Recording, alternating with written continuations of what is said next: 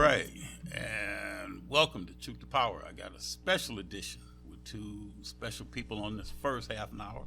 Then I got two more special people coming on the second half hour, and rotate so on and so on. So the level of intensity will just continue to increase. But before we get started, I just want to wish everybody happy holidays. This is the beginning of a new year, 2026. I know everybody's got to get accustomed that when they sign in, they got to make sure that they put 2026 instead of saying 2025. So, that's something that I think everybody will be changing those fives and making them sixes now. How they put added a little loop in the five to make them a six. But, this is going to be a very important year because we've got a lot that's going to be moving and shaking throughout 2026. For those of us that got through 2026 or got through 2025 rather, we definitely keep everybody lifted up in prayer. We know that there's others that had not gotten through 2025, and we keep their families lifted up in our thoughts and prayers as well. I know everybody's been watching a lot of shows that have been going through the in memoriam of people that transitioned. And we just want to make certain that we recognize the power that so many people had. And our families are going to continue on, but we know that you're looking down from heaven upon us and hoping that we'll continue to strive. We have a couple of very powerful people on the show with us today. And it's going to be a little interesting only because of the fact that these two individuals do a show at another location. And they may kind of, and I got to watch this young man right here with me because this black man, it's rough when you get a black man with a microphone. They can be rough. They can be real rough. I know because people have accused me of the same thing. So, put a microphone in my face and it's rough right there. But I've got two people with me that know how to bring it and know how to make certain that the people that hear it, they make certain that people are going to be educated, informed, and they're going to be powerful in their actions and their deeds. All right, I could let both of them introduce each other since they know each other quite well. And I might do that. I sometimes do that with my special guests, especially when they know each other. And I think these two individuals know each other a little bit. But I'm going to just get their names and I'm going to let them do the introduction to the other person. So I'm going to start with the beautiful lady on the right. And she is in the UAW. With Local 140, and her name is Stacey Hawkins. She's also a member of Detroit Downriver A. Philip Randolph Institute, and the gentleman sitting to the right of her is Stephen Kennedy, and he's also with Local 140. But I'm gonna let Stacey, I'll let you do the introduction, so I'll let you introduce Stephen Kennedy first, and then I'll let Stephen Kennedy introduce you. Stacey, you're on. And then you can do it the way that you all do it when you do your show. Okay. So we're gonna take Stacey, who said to us, Stephen, that she was a little shy. I am extremely shy. We're gonna take that shyness off of her, and we're gonna put it back in 2025. So 2026, we're gonna move forward with that part. Stacey Hawkins, you are on. Stacey Hawkins. I am Stacey Hawkins, and Happy New Year to everyone. First and foremost, I want to thank you, Darwin, for inviting us and having us here. We really appreciate it. I am super shy. I tell everybody that. Fearless and courageous introvert. But I do. I don't want to miss the opportunity to introduce my good friend, Mr. Stephen Kennedy. Just a brief background on him and our relationship. Yes. Extremely shy, hate pictures, right? So having conversations with him on community and the love for community and building our community up and the support politics, feeding the poor, whatever it is. He gets me to come out of my shell, much like today. I am very proud of this young man because a lot of people don't know. We started off, kind of like, he had a vision of what he felt like the union should be. And it's a great vision, and we all have that vision. But in theory, and practical, we all know it's two different things. And I truly appreciate his growth and learning truly what the union represents. And he's never compromised his integrity going through his trials and tribulations. So with that being said, I would like to introduce my good friend, my mentor, Mr. Stephen Kennedy. Mentor. Mentor, yeah. Yeah. Good morning. Good morning. Good morning. My name is Kennedy, Stephen Kennedy. I am a member of UAW Local 140. I'm a proud member of UAW Local 140. I've been a union member for about 11 years. I'm a second-generation union worker.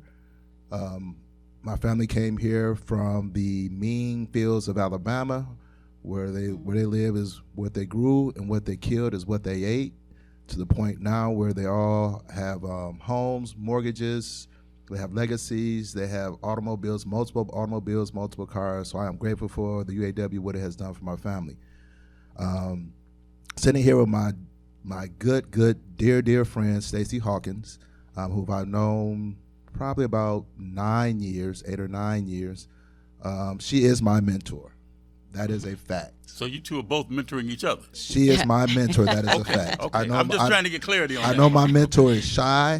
Thank you. And she took that from me, but she knew I was going to call her my mentor. She is my mentor. She is my leadership. She's probably the person I trust the most here in the labor business. She has taught me the business of labor. As she mentioned, when we met, I had an idea what the UAW and what labor should be, but she kind of helped me formulate my opinion on it, and I appreciate that. Stacey Hawkins was my, when I first initially met her, she was a line worker, but when I got to know her a little bit better, she was running for the office of chief steward. Yeah. She ended up being my chief steward for 2 terms. Yes. Now let me ask you the question, and I'm going to let you finish. But Sure. what I like to do on my show is to educate people, especially there may be somebody that might be listening or looking at this show and not know what is a steward. Chief steward. So she, in the labor business, she was the first level grievance handler. You have 3 levels of grievance handling. You have your first level, second level, third level. Mm-hmm. At Stellantis, we call those the first level grievance handlers. We call those stewards, chief stewards. And Stellantis is now the old Chrysler. The old Chrysler, okay. Correct. So you have a chief steward, then you have a committee person, and the third level grievance handler would be the president with us. So she was our first level grievance handler. She was the boots on the ground. She was the person who you had contact with daily. And when I met Stacey Hawkins, I was working upstairs, the only line that was upstairs, and I would see her daily. And we would have these talks. First, just started off her being my steward, and then we just started kind of talking on a daily basis. And I think I was her first contact with the membership in the morning time, and and conversation just would progress. It was like we would pick up the conversation from yesterday and continue it the next day, right? And we just continue it. And Stacey Hawkins, being in the labor business, if you don't know, it was a male, white-dominated business for a long time, right? So to be a black woman in the labor business is a very, very difficult thing. When I met Stacey Hawkins, she was in a room full of men, only men.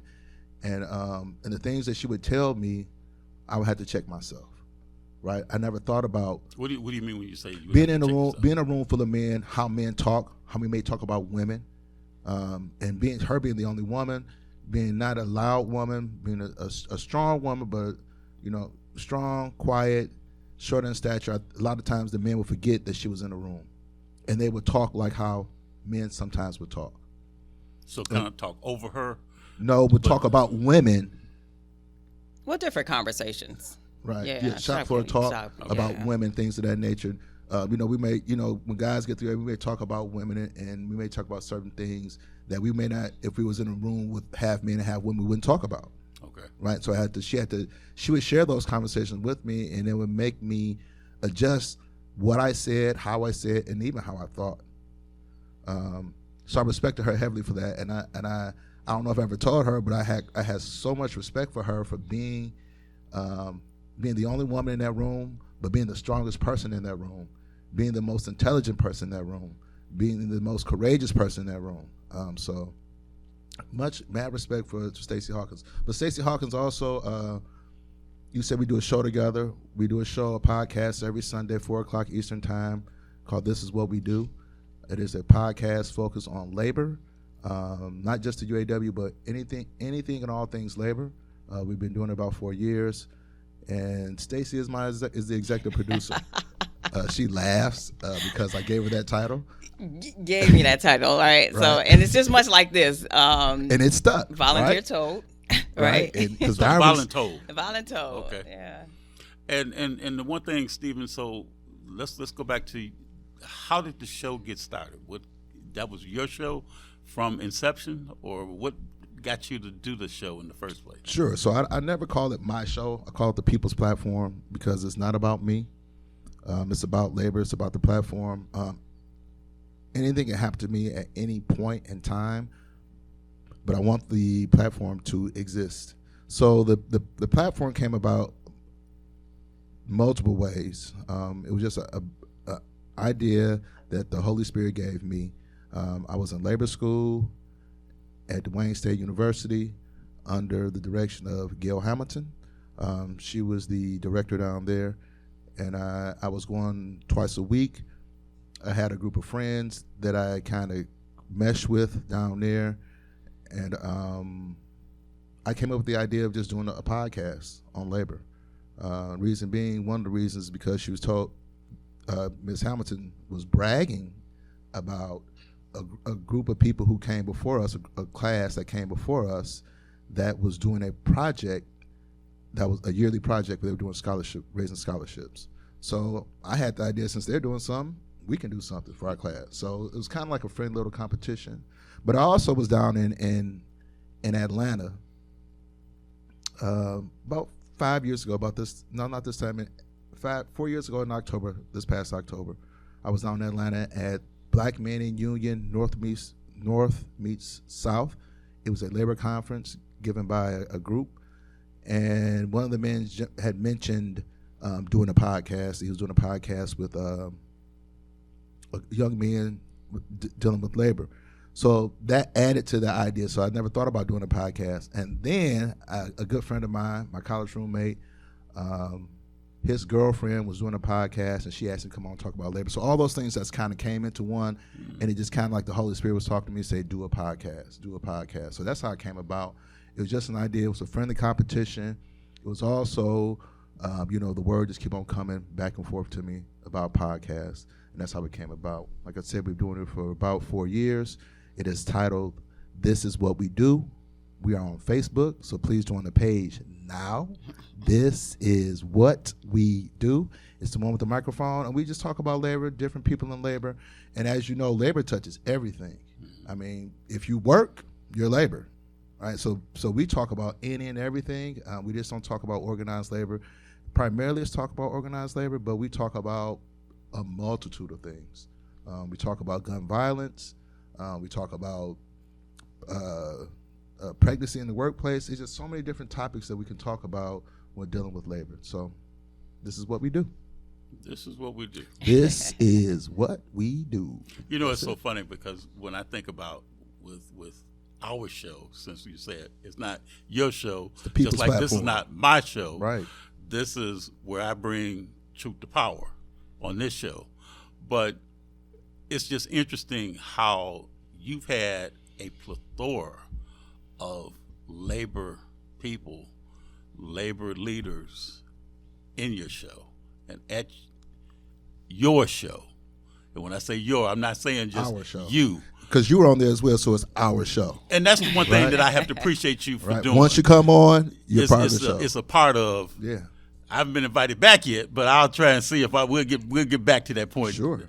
But I wanted to return the favor because I appreciated Thank you, Dana Harris, Shout for out to Dana allowing Harris. me. You know, I had to shout out to Shout my out to Dana friend Harris. to allow us to be on that show together.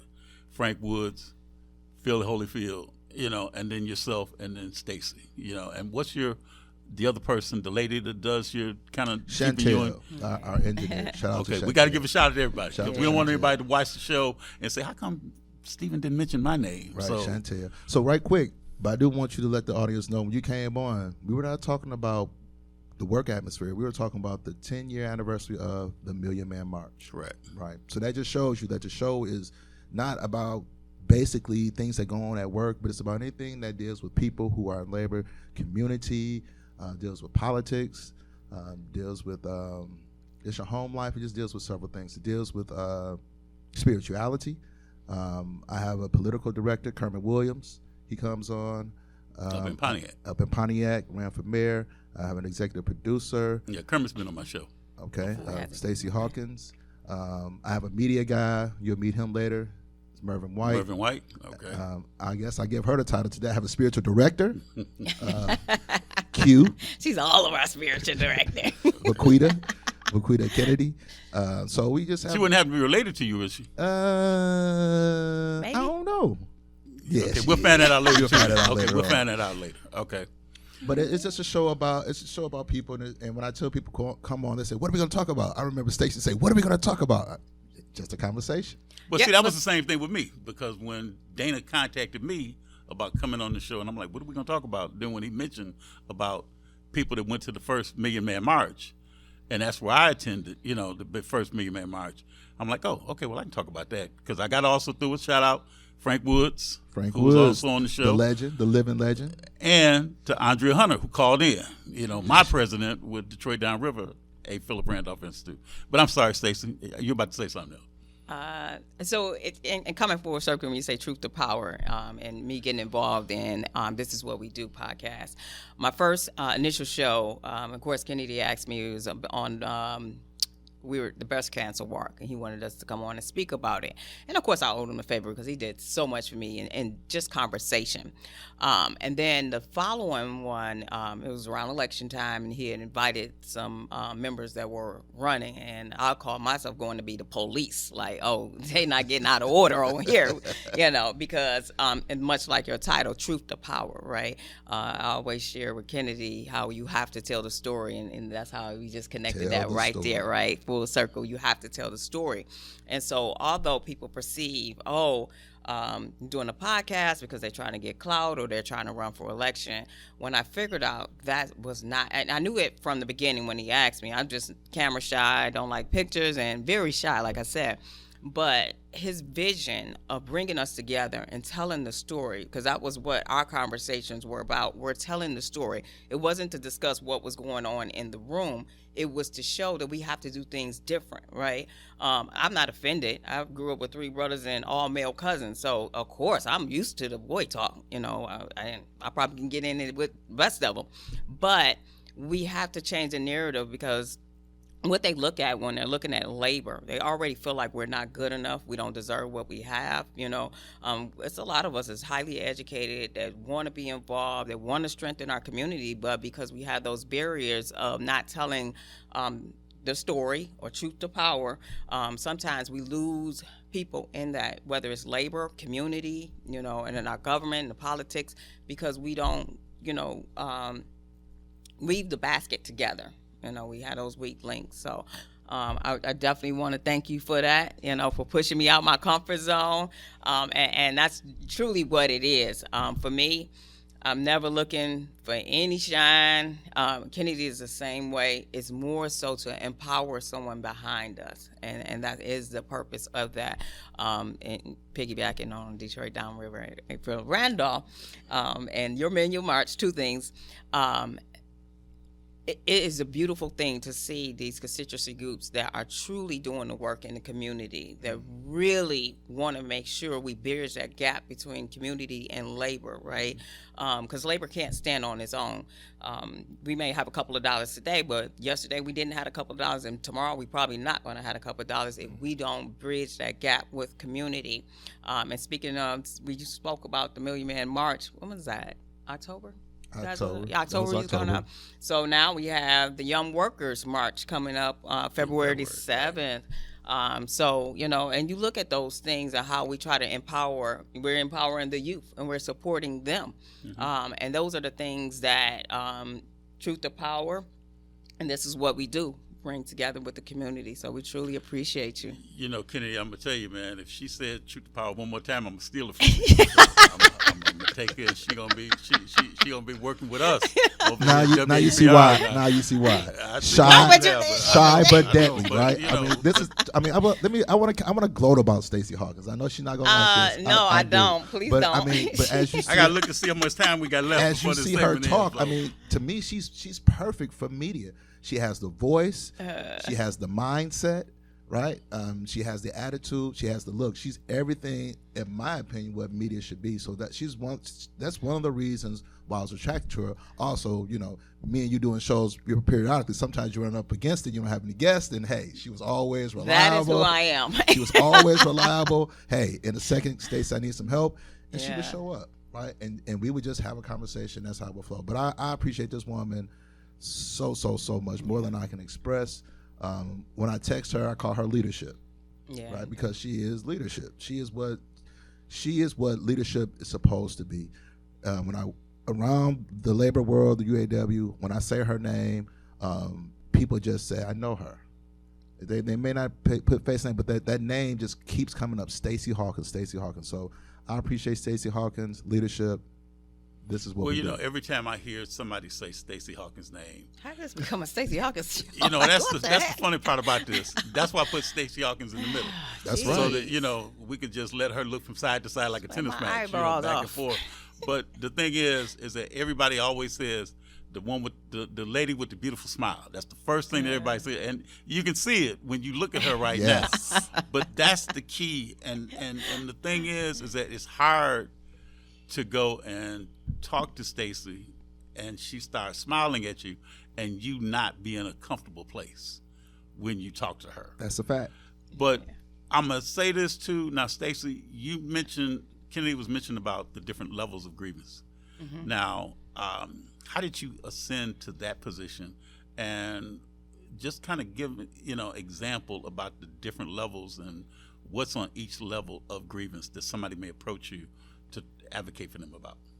So much like Kennedy said, as the chief steward, you're first line of defense. So you're the one that's talking to the members daily, and being a grievance handler. And when he mentioned that he's seen me every day, that's where your power is at.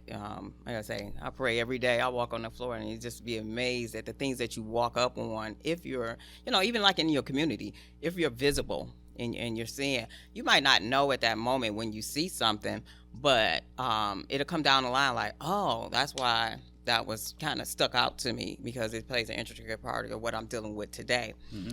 So with being a chief steward, at the time, like Kennedy said, I was the only female, not the first, but the only female, well, first in that department, which is one of the largest departments. I think life, the way I was raised, prepared me for that. I come off the heels of the civil rights movement, so I grew up in a house where I knew I had a voice, I had rights. I didn't know fully how to articulate it at a young age. I was probably more of a firecracker, as they call it now, spicy. But I was always that one. When I seen injustice, that I had to say something. Now, sometimes it wasn't none of my business, but that was who I was. And with that, I also, like I said, grew up with predominantly men. I was the peacemaker. I think I was just sharing that with you, and I'm getting out of that role, but always trying to make sure everybody get along, and because I can't come with the fire, if you don't do it my way, then we're gonna have a problem. So that's, in having all of that, it prepared me for the steward. I initially when I first, actually I was an alternate for, I worked at a bakery, didn't know nothing about the union. Somebody, was like, oh, she should be a good alternate. Didn't know exactly what I was doing, but I remember going through contract negotiations. Now, I wasn't part of contract negotiations, but at this particular time, the lawyer that was negotiating a contract for the employees brought his paralegal, and I knew nothing about how the union worked. And see, one thing we're going to have to do, we got to take a quick break. So when we take a break, we're going to finish that story, but I'm going to bring on two other people that you have here, Kennedy, to come on. So I'm going to have you come back on the 11 o'clock hour, you and Stacy. Okay. Because I'm going to bring Vaquita and I'm going to bring Mervin on. For this Media next. Merv. So we can bring the two of them on and let them get a chance to talk about their union representation. And we'll be back in 5 minutes, so stay tuned. We'll be right back with Vaquita and with Mervin. Stay tuned. Stay tuned.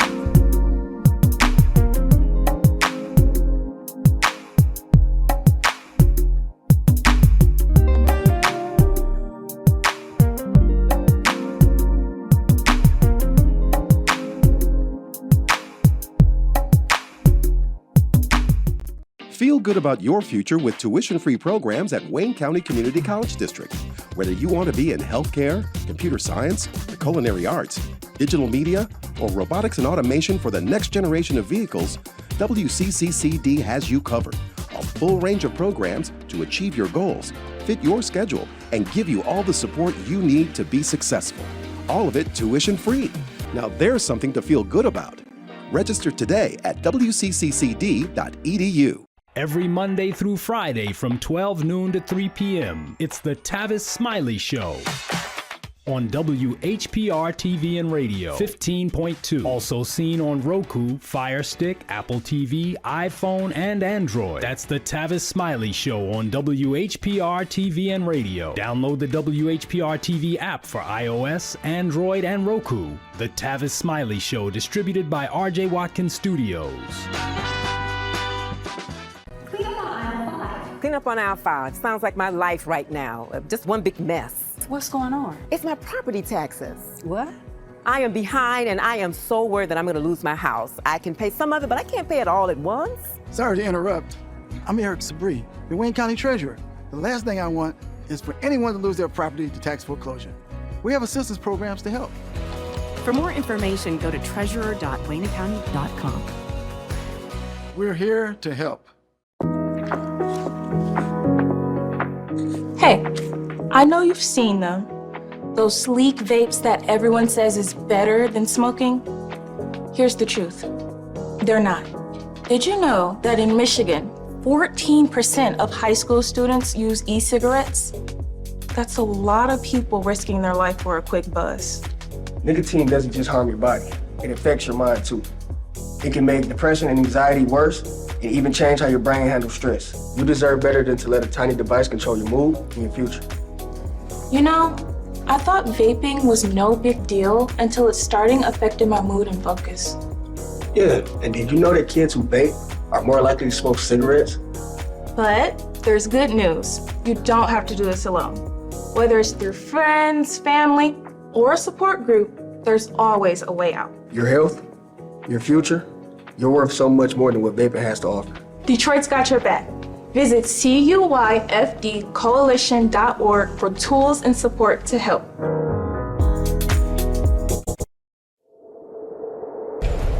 Justice for Mario Willis. Truth. Facts. Evidence. Mattered. Log into justiceformariowillis.com. Read for yourself.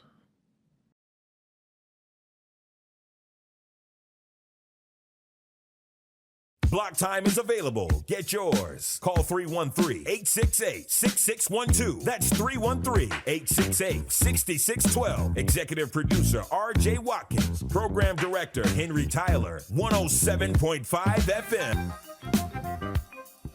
WGPR HD3. Radio we can see.com. 313watkins.com. streaming on Roku.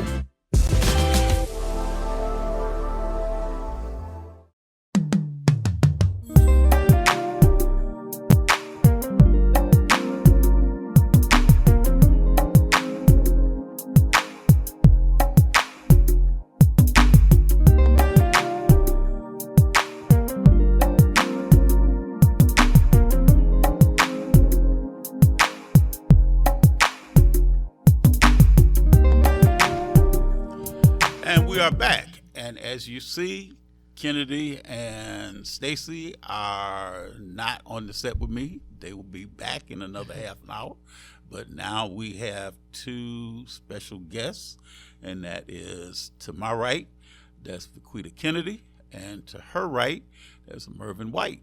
Welcome to a special edition of Juke the Power. Glad to be here. Thank you for having me.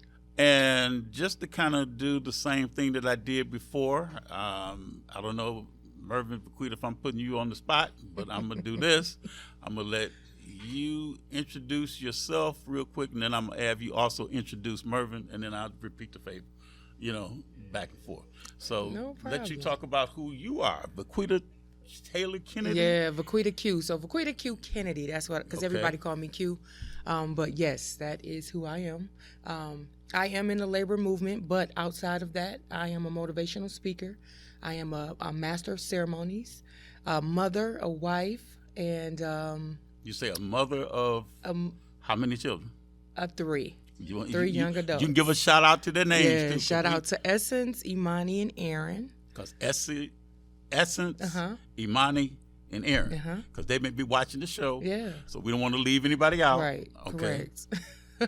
But again, I am at my local, the recording secretary for my local with Local 51. And Where's that located at? that is located in Detroit for Detroit Assembly MAC. And yeah. That's So who how I long am. you been there? I have been there for 8 years. Well, I started at Warren Truck for 3 years as a supplemental employee. Then I went to SHAP, where Mr. Merv is, for What do you call a it? minute. SHAP. What's that? Is that an acronym? That's another that's Okay. another plant. So I went there for maybe 9 months, and then I went to the plant where I am currently, where I became full time, which was a blessing. If anybody know about the supplemental or TPT era, you don't get as many benefits or any at all. And so after I left, I started my race with a couple of different titles, and then I became the recording secretary for my local. And one of the ways I connected with Mr. White is he is all about politics, and his support is unmatched.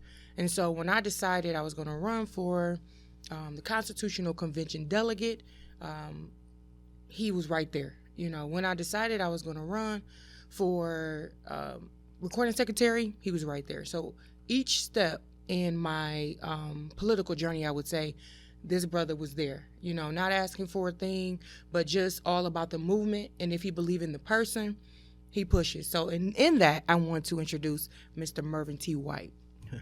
Thank you.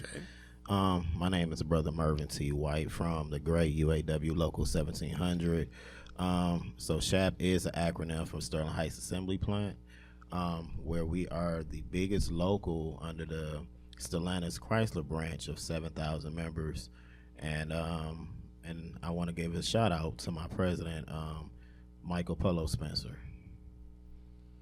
So now we were talking before the show started in terms of say how you all connected.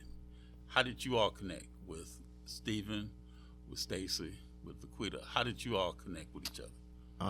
So to me, that was like divine intervention, right? Because I am part of the labor movement. Went to the labor classes at U of M, University of Michigan, where I took grievance handling, parliamentarian procedures, various classes, which is kind of ironic because me and Q actually started in a class together, but then she ended up teaching the class. Yeah. So you started in the class with her, and then she wound up teaching the class. Yeah. Okay. Yeah. What class was that? The class that was it something with We done took so many, I can't even remember. I ain't gonna lie. I think that particular class was Well, a you done safety taught so many class. classes too. Then I mean, I taught about 3, but I'm talking about being involved, like Okay. taking the actual classes. Yeah. I got so many certificates. now talk a little bit about that. So with UAW, there's a lot of different classes that you've taken at like U of M, Dearborn, and like at Wayne State. yeah. So a person then that may be aspiring to want to become a UAW member, just talk about the benefits that they would be able to get, like from the different classes. Like I know Stacy does like grievance when it comes to persons, and could be like with workplace violence or something like that. But what are some of the other classes that you've had or they offer? Workplace safety. Again, parliamentary procedures. A lot of the meetings are ran by Robert Rules of Order. And when people know that, the meetings go better. So other classes is leadership. It's a lot of leadership classes. Mental health has been a new one for the last, I would say, 2 or 3 years. They've been bringing more mental health classes. They've been sold out. Those classes are full. So we know the need. Any other ones? You also have contract language, civil and human right classes, and they also provide financial literacy classes. So I mean, there's so many different courses, which is why you can go back over and over again, because I think the biggest benefit is the education piece. Whatever you resonate with, that's what you kind of draw to, because they give you the option of maybe 2 or 3 classes that you can take. And I usually go for something to sharpen my skills or as a refresher and a reminder, because it's so much knowledge that you have to process that sometimes you just need a refresher or to see, okay, what's the, let me take it back to basics and see what's new to this subject matter. So I think that's the biggest benefit for anyone who wants to get involved, is just to educate yourself by attending those classes. So when Vaquita mentioned about you and your and political, things that you do, now you also work with politicians. Absolutely. That are like from state reps to other elected officials. What do you do for them? So for me, I'm a volunteer.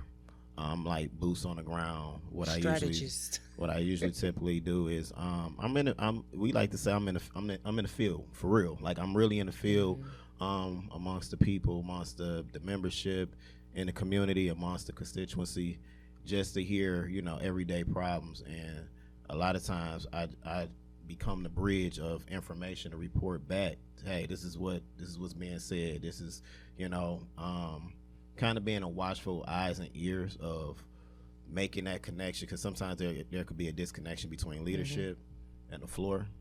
And really, my key job is to just be the bridge in between.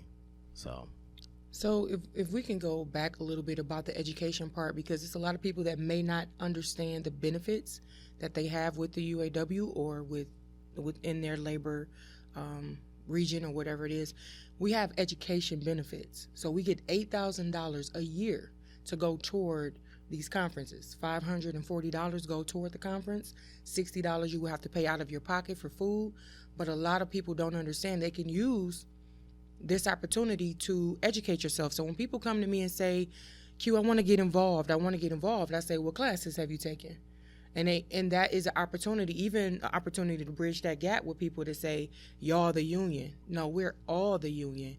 And so that's the opportunity to say, hey, educate yourself, come to your meetings, and then you get a different, I would say, ideal of what people feel like union is. Right now, it's a negative connotation when it comes to the union. Everybody think, oh, they doing something wrong, they bad, they this. And once we get that ideal and knowing that we are one, then the education, it would be absorbed, I would feel like, even more when people say this is for me so I can help my brothers and sisters, instead of just I mentality. So everything that we do, it's for everybody else. And I feel like that's what it should be about. And so once people change their mind with why they do certain things, I believe the movement will be even more. That's how I feel. So when you talk about you say they get $8,000 worth of training that they can take. Money, yep. So is that per year, or is that how often? Per year. And if you don't use it, it's a negotiated benefit. to have $8,000 to go toward your career. You can go toward colleges. If you go into regular school, if you go into Wayne State, or Trade you know school. wherever you go in trade school, it has something to do with the job. Or you can take the money and go to the conferences. You know, you will have to definitely take your own time for maybe one day, but it's worth it. It's worth it in the end. You get knowledge is wealth. Now, do you also have training up in Black Lake? Yes. So talk about Black Lake, because I hear that all the time, and I've been trying to get Jim Peterson to take me to Black Lake, or somebody to take me to Black Lake. But talk about Black Lake, either of you. Well, Black Lake is an educational ground. It's an area where we come together throughout our region and kind of get off the grid a little bit, from the cell phones, and kind of congregate amongst each other. And it's a big networking opportunity as well, because you get to speak to your peers in the same language, because you realize we all go through very similar issues from where we come from. So Black Lake just really provides us that educational opportunity for camaraderie. Yeah. And it's, everybody that has gone, they come back with a great experience. If you hear the stories, people say what happened to Black Lake, stay at Black Lake, or everybody's partying. It's not always about partying. Just like if you go to work Monday through Friday, after you get off work, you do what you want. And so that is the same thing. You go down there for educational purposes. I've met some great people. They have different conferences for different things. I am also a chaplain at my local. So they have a chaplaincy conference that they have. What does it mean when you say a chaplain? A chaplain is prayer. You assist and aid your brothers and sisters in the time of need. So, we attend funerals, we give cards, flowers, different things like that. So chaplaincy, we all come together, we pray, we worship. I'm talking about night and day. It ain't no 8 to 5 at that time. It's all day when it comes to that conference. We have the LUCA conference, which is Local Union Communicators Association. So those are the people who are in communication, and you learn different ways to get to your membership. They have a CAP conference, which focuses on politics. CAP, what the acronym, what's that? Community Action Program. Okay. Yeah. So it's different. It's a lot of different conferences for different committees. We have the community service. It's a lot of different committees that we have, and then we have conferences that hone in on those certain committees. That's what it's really about. And they also have a summer school where people can bring their children so they can see where it all started. They have a movie that we watch, and it just shows you how it became. And that, once you see, because we don't know the struggle. We don't know what they went through, so we can't really identify with how people feel like now we're, unappreciative or ungrateful, but we don't know the struggle. We haven't been there, so it's hard for people to kind of relate to it. And so being able to see firsthand the Walter Reuther Foundation and where it came from, it just gives you a different light about the union and the foundation of the union. So, and I think at the same time too, Q, it kind of gives a person a chance that if they decide that that's something they want to do, because everybody may not want to go to college. Mm-hmm. There's some people that might want to take a skilled trades course, or they may want to do something in terms of, say, and follow the legacy that their mom or dad had with the big three. Yeah. So it kind of gives them that chance to see, like you said, the struggles that back in the day with Walter Reuther, with other labor leaders, and what they went through, to really appreciate what their moms and dads had to go through as well. Absolutely. To be at the positions where they're at, today. But now, Q, I know you say you're a motivational speaker, and especially like when you do your motivational speeches, I mean, you do it with men and women? Do you do primarily with women or primarily with young? What age group and what type of audiences do you usually do your motivational speeches with? So I have a podcast. It's called Creative Emotions, where I talk about all things self-development. That comes on every Wednesday at 6 o'clock. I've been doing it for about, I would say, almost 4 years now. And my motivational speaks is whatever audience I have to speak to, because all of it is about transforming yourself. We can talk about money, we can talk about getting things, but I'm more involved in the mindset in the heart of a person. And so if I could just tap into that, you know, it's a lot to talk about. And so it just depends on who brings me to speak. And on my show, I talk about everything, things that people wouldn't normally talk about. I also have a conference coming up. It's called I Speak Life Empowerment Conference. It'll be January 10th, 2026, from 10 a.m. to 4 p.m. The tickets are $50. There will be speakers. There are vendors available. There is lunch. There is a networking opportunity. There will be worship, because I am a believer, so everything I do, God is in the center of it. And so it will be worship. It will be a time to just reset your mind. My whole thing is once you change your words, you will change your world. And once people know the power in their words, then their life can change. Their reality can shift. Because as we move, every day we make a decision, we're shifting. And so you got to just be careful with the words you say and even the thoughts that you think. Now, you said it's going to be the 10th. Mm-hmm. Give the location, give the time, and if they want to get more information, is there a QR code or is yes, there a you can website go that they can to go on? you can go to Eventbrite. You can also visit my website at www.thecreativeemotions.com. But you can go on Eventbrite. The tickets are $50. Just type in I Speak Life Empowerment Conference. It will be at Treasure Transformation Hall, that is in Southfield, 9 Mile and Lasser, in the business district. Okay. Yeah, I'm excited. And we're excited for you. And we hope that people that would watch this show today will definitely go into give that website one more time again. You can go on Eventbrite to get the tickets. If you want to know more about my services, you can go to www.thecreativeemotions.com. And you know, and that's something that's really important to, you know, both you, Mervin, and to Vaquita, because the fact is that this is a time that there are a lot of people that may be going through a lot right now, with the holiday, with the new year starting, with the loss of people that, you know, I was talking about with Kennedy and with Stacey, that might be going through, you know, celebrating a new year without someone who they've celebrated the New Year's in the past, you know, with. So is there, and I'm gonna throw it back at both of you real quick.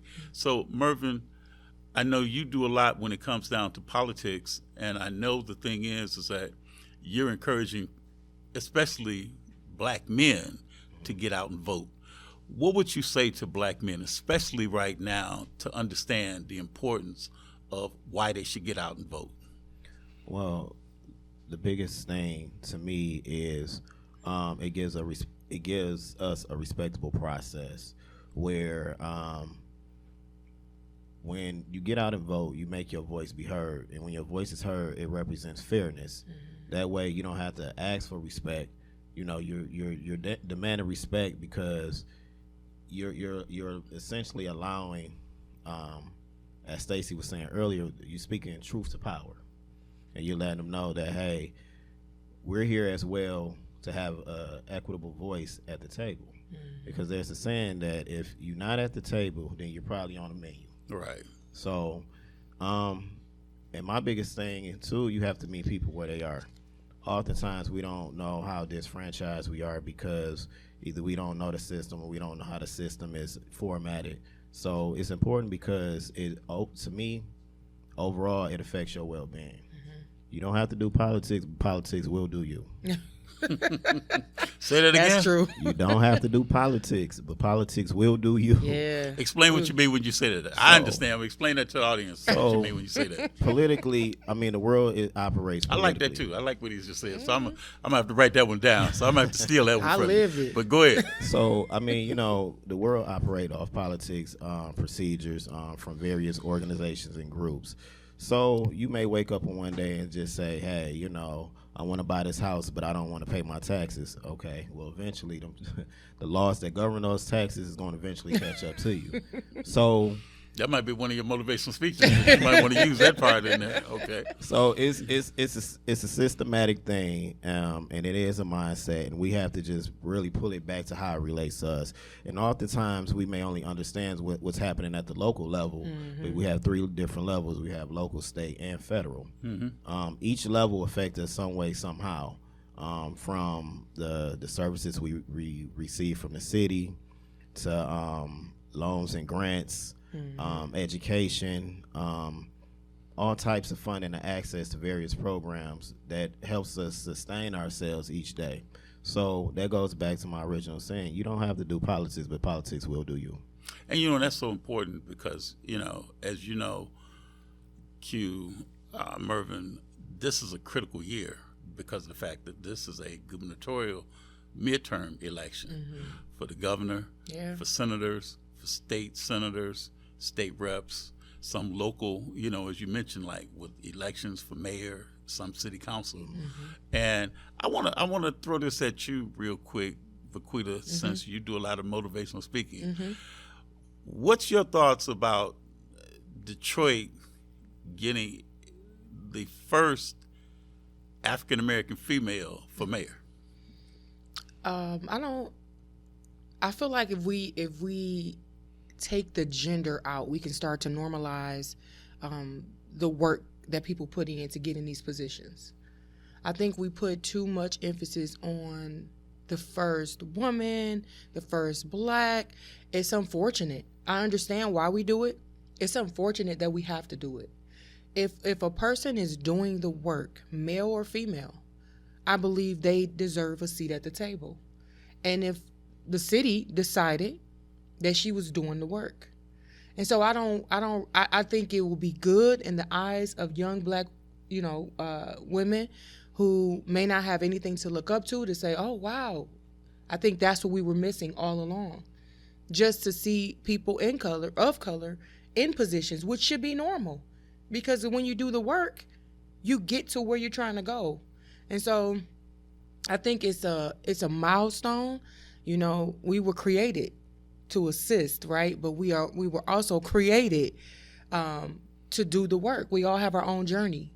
And so I'm happy to see the mayor-elect is married, so she can create her life and, and show the American dream for other people that may be interested in going into that level of politics. Now, I hear a lot, to both of you, I hear a lot because when Kamala Harris was running for president, there were a lot of men that kind of felt like left out, because they weren't really involved in the process. Wow. And How? some people, kind of said that it's a woman's world now.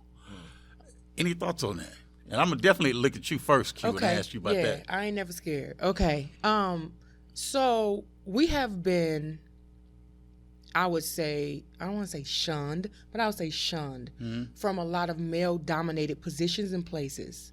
And so it's almost like a victory when we get into a room that has been closed off. And so that's what's making the big rah-rah about it. Because if it was never a closed off section, we wouldn't feel like we have victory. But that just shows what has been the reality. You can't go over there. So now that women are really dominating, but they just doing what everybody else do, gaining a skill and going for the job. The difference is they were not allowed to be in those rooms or have those jobs. And so when people say it's a woman's world now, that's coming from a little ego, right? That's coming from a little bit of victory satisfaction. But in reality, how I look at it, we should have all been moving with what we put effort into. If I went to school to be an engineer, I should have been able to get a job as an engineer. But because even the Bible tells a woman should be quiet, a woman should be this, or, everybody have these ideals about women, but we are powerful. We are very powerful. And once a woman understands her true power, she will be even more for a man. That's if he understands it. The issue is we're looked at as competition instead of let me use this, what my wife or what my person has to my advantage, and I'm going to serve her. We're looking at it like, woman, you are down here, and I'm the man, I'm up here. But I'm the man up here doesn't have to equate to put me down here. Yeah, they should complement each other. Absolutely. But complement with an E, not compliment just so much in terms, say, with an I. But the E makes the big difference right there. Yeah. Q, Mervin, we got to take a break. So we're going to come back with Kennedy and with Stacey. But, You are watching a special edition of Truth to Power. I'm your host, Darwin Griffin, and I just had two dynamic people from Vaquita Kennedy, Mervin White, and we will be right back with Stacey Hawkins and Stephen Kennedy. Stay tuned. All right.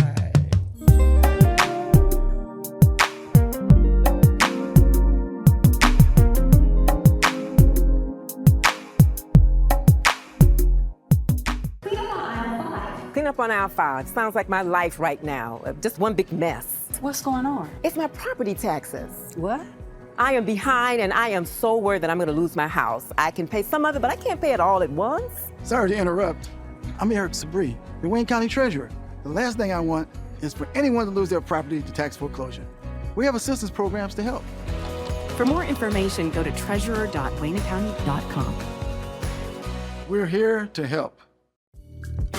From the desk of R.J. Watkins, this is a WHPR editorial. I'm Ariana Watkins, and for decades, my father, R.J. Watkins, has served our community with quality radio and TV service through WHPR and Roku. Today, I'm proud to stand beside him, continuing the legacy built on trust, innovation, and your support. We're here because of you, and we'll keep bringing you the best now and for generations to come. Thank you for supporting us and growing with us. This has been a WHPR editorial.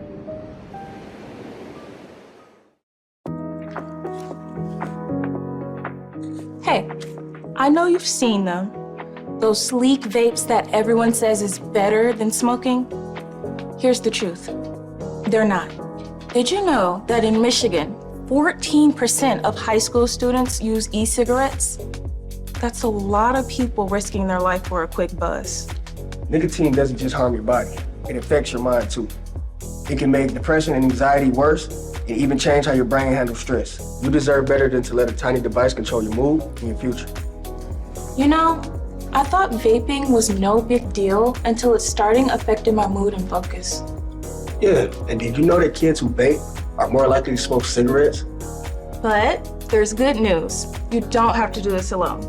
Whether it's through friends, family, or a support group, there's always a way out. Your health, your future, you're worth so much more than what vaping has to offer. Detroit's got your back. Visit CUYFDcoalition.org for tools and support to help.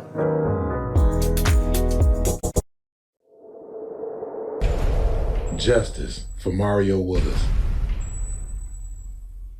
Truth. Facts. Evidence. Mattered. Log into justiceformariowillis.com. Read for yourself.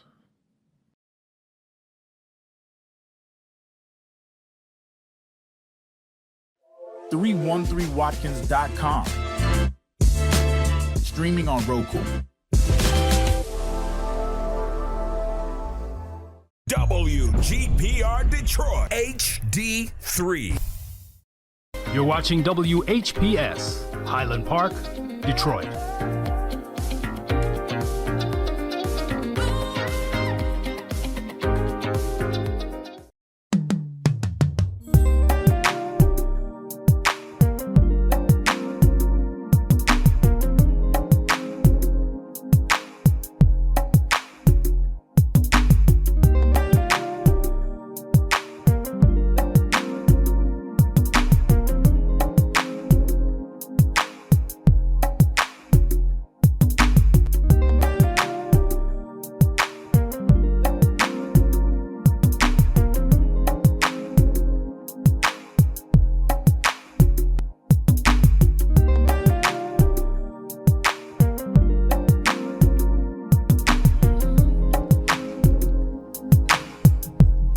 All right, we are back.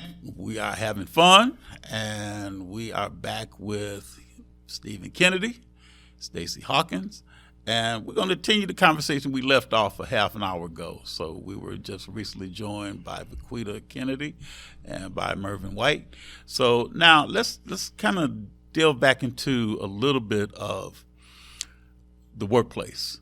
And I know that, we talked a little bit about workplace violence and, some of the stress that some people may be going through, working in the workplace. But I know that, Stacey, you handle the different levels of grievance that people may be going through, in the workplace. Correct. And there's a lot of times that you've seen, sadly enough, you may see people that come into the workplace and they may be stressed about something. And sadly enough, they may take it out on some of their other work, their coworkers, in the workplace. But you've handled that, you've dealt with that. And talk about how do you deactivate, especially, or what do you look for? What are some of the signs that you may look for in a person that you see? And I'll throw it out to you too, Kennedy, that you may have seen in the years that you've been working in the plant. And what do you look for? What do you look at? I mean, because a person might be going, and that they're going through something. You just can't put your finger on it to tell. But what do you do when you talk to folks? And I'll ask you that first, Stacey. So for me, I think I come off the heels of in the 80s when the thing was going postal. So we kind of knew and recognized that when somebody was at their breaking point. Just a little side note, Kennedy was a chief steward more recently than I have been. So we've got to mention that.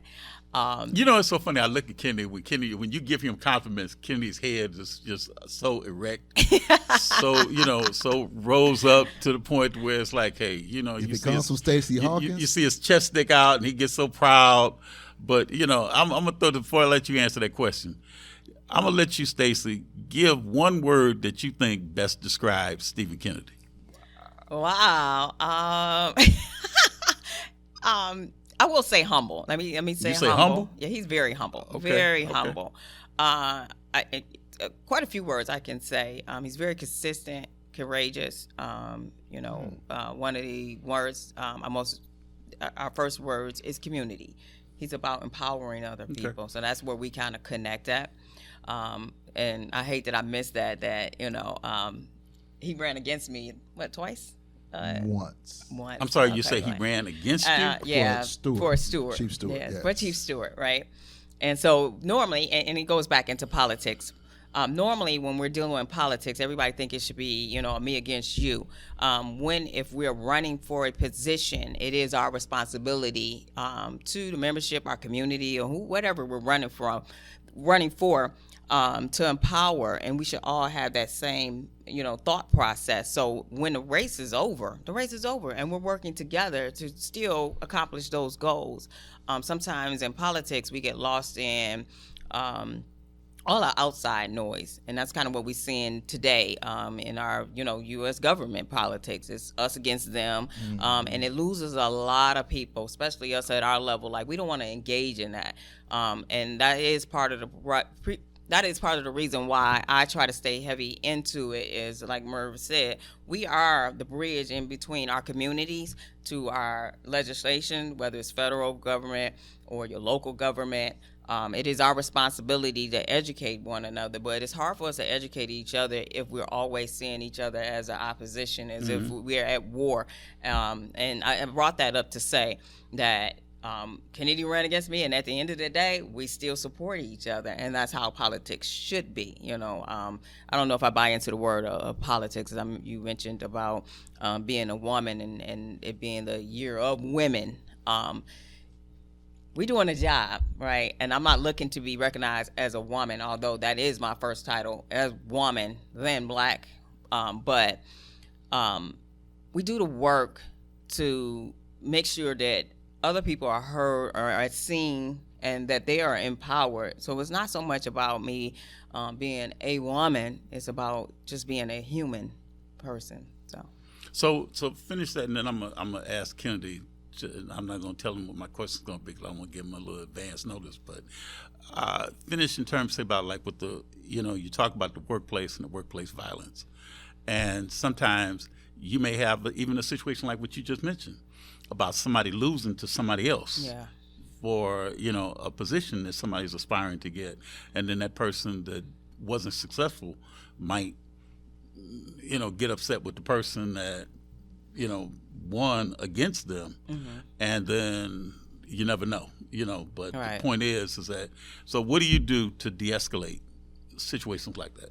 I think the number one thing that we must do is that we must recognize ourselves in that individual, right? Because we all have that common thread. All right, I'm upset, and I can recognize that that person may be even more upset that they didn't win. So I understand where you're coming from.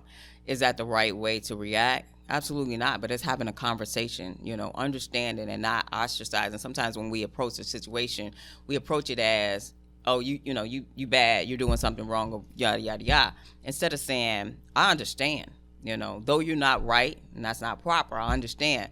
Now let's give you some food for thought, and how can we do this different? How could I empower you? Because normally, and just talking in elections, when someone doesn't win, it's the ego, And why do we have an ego when you're trying to represent people? It's crazy to me, but that's what it is. We get caught up in the titles or feeling like, and I feel like this, you are somebody, whether you win or lose, right? The fact that you got out there and you had the courage to want to do something to make a change, then you're a winner. You're always a winner all day long.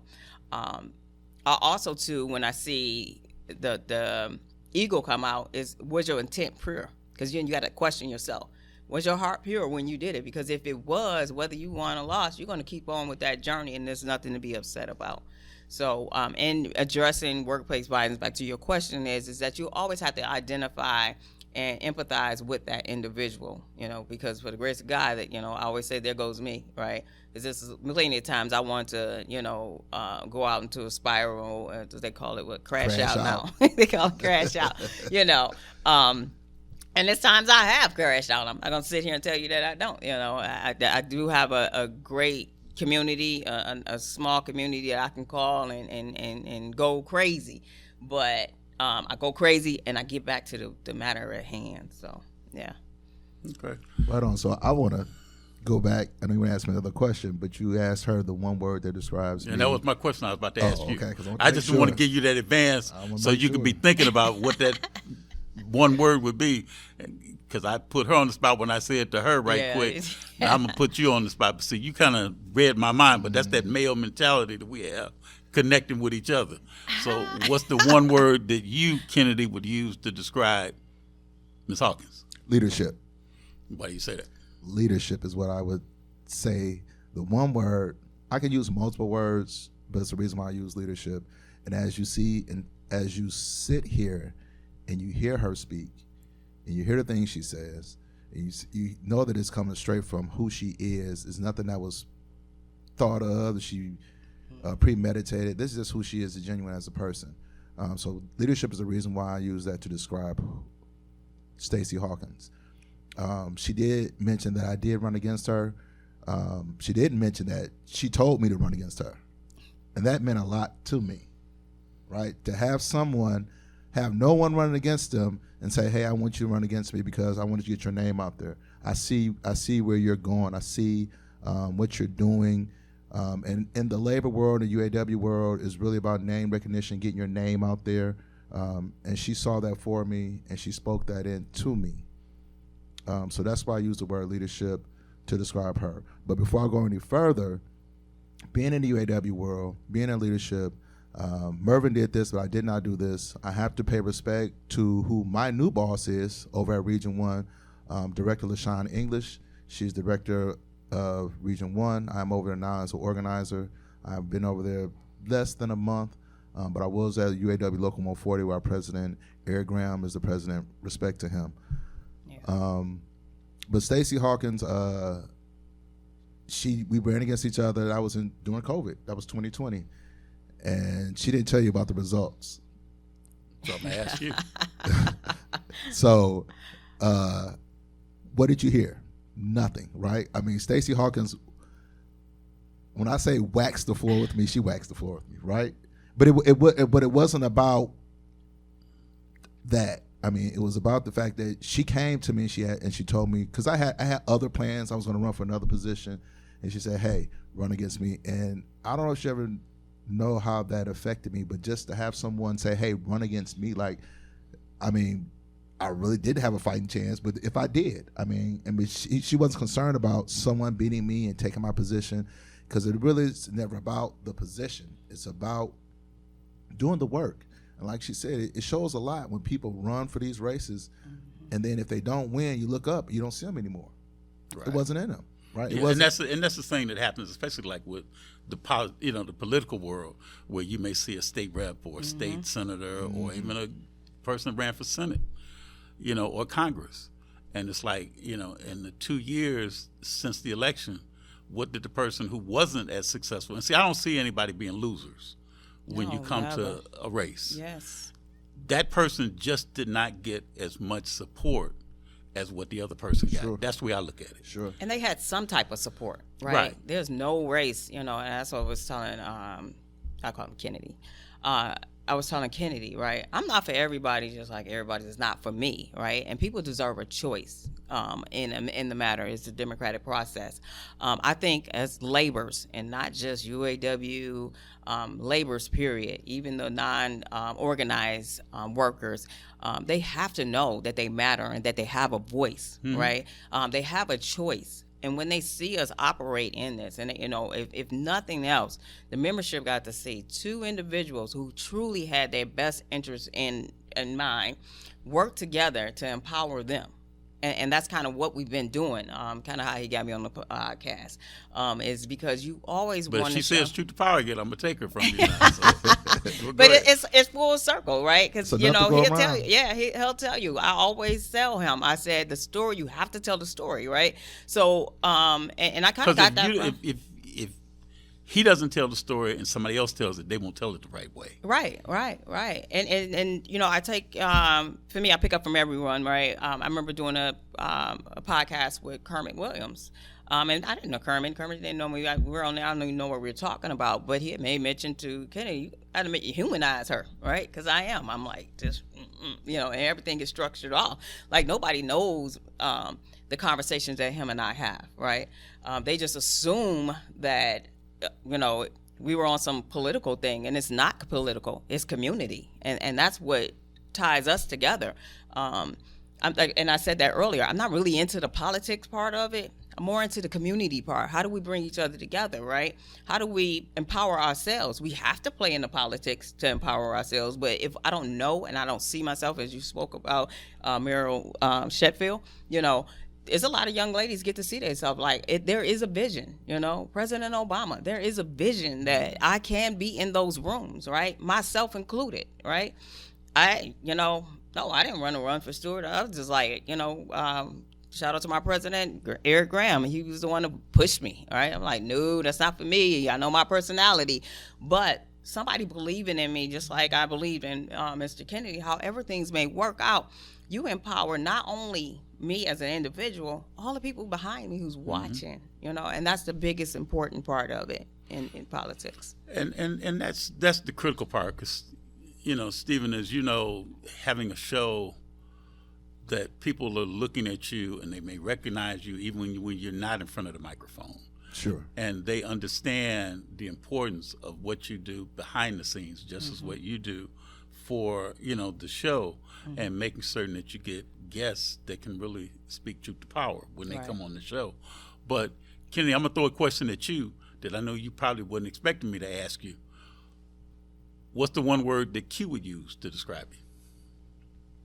The one word Q would use to describe me. Now that's a technique, but I'm gonna give you some time to think about it. Sure. That's a technique that I educate people when I do motivational speaking, and I talk to people about stalling techniques. And that's what people do when they stall to try and get a chance to formulate their answer. They repeat the question again. Sure. And that's what I see you just did. So go ahead. Now I gave you a little bit more time. But that's men looking out for each other like that. And that's why you got to have women at the table. Absolutely. Absolutely. So the one word I think that Q would use to describe now, see, he said it me he said it twice. Would be now, unique. See? Unique, I think the word she would use to we can ask her now. No, she's not here. Unique is what I think that she would use to describe me. Would be one of the words, but that just kind of came to mind. Me being unique, different, consistent, and strong-willed. It's Okay. another word I think that she would use to describe me, strong-willed. And when she comes back on the set, I'll ask her the same thing. So you know, I'm giving her a little bit advance notice on that part. But let me ask you this. So we talk about like striking, and I know that union they struck, over a year ago. And what's happening with the labor movement today? What are your thoughts about the labor movement now?